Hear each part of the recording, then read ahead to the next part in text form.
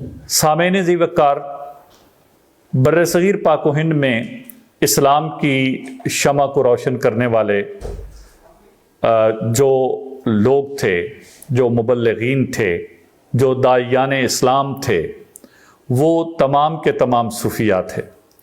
باب الاسلام سندھ میں حضرت عبداللہ شاہ غازی، جن کا مزار آج بھی مرجع عوام و خاص ہے، وہ بھی ایک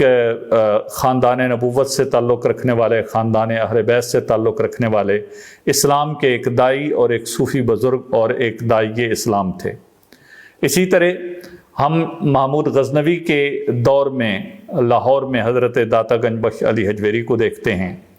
تو انہوں نے یہاں پہ اسلام کی تبلیغ کی اور لاہور کے اندر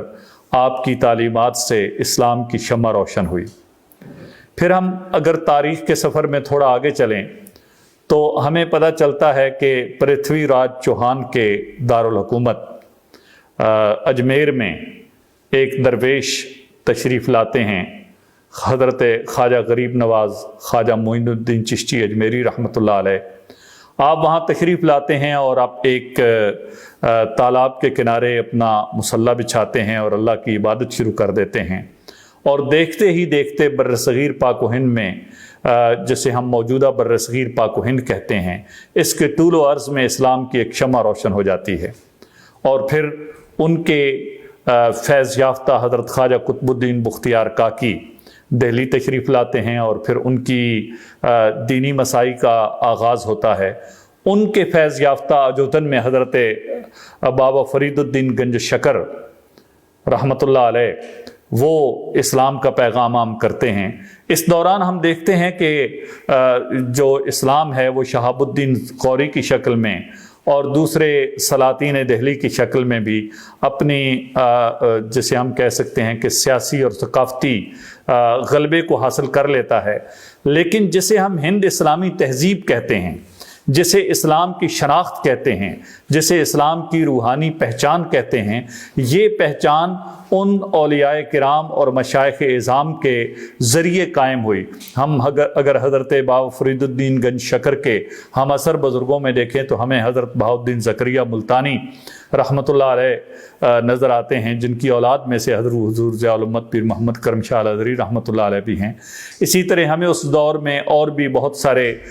مشائخ نظر آتے ہیں، اور وہ اس بر صغیر میں اسلام کی شمع کو روشن کر رہے ہیں۔ دہلی کے اندر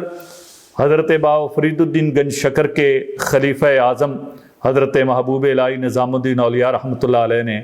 7 بادشاہوں کا دور گزارا، اور دہلی جو دارالحکومت تھا برصغیر، اسلامی برصغیر کا عہد سلاطین میں، اس میں روحانیت کی ایک ایسی شمع روشن کی کہ پورے برصغیر میں جس کی کرنیں اور جس کی روشنی جو ہے پھیلی۔ یہ پہلا مرحلہ تھا جس میں ہند اسلامی تہذیب کی، برصغیر کی مسلم ثقافت کی شکل و صورت کی تشکیل ہوئی اور صورت گری ہوئی۔ اس دور میں اسلامی شناخت کو ایک خاص ثقافتی تناظر میں، روحانی تناظر میں، معاشرتی تناظر میں تشکیل دیا گیا، اور اس میں جو خصوصی کردار ہے وہ مشائخ چشت کا کردار ہے، جنہوں نے ہند اسلامی تہذیب کی تشکیل میں اپنا کردار ادا کیا۔ اور برصغیر کی جو اسلامی شناخت ہے وہ ایک عرفانی روایت کی، تصوف کی روایت کی، روحانی روایت کی شناخت تھی، اور یہ شناخت بادشاہوں کے کردار اور بادشاہوں کے عمل سے قطع نظر ایک الگ روحانی اور فکری اور علمی بنیادوں پر استوار شناخت تھی۔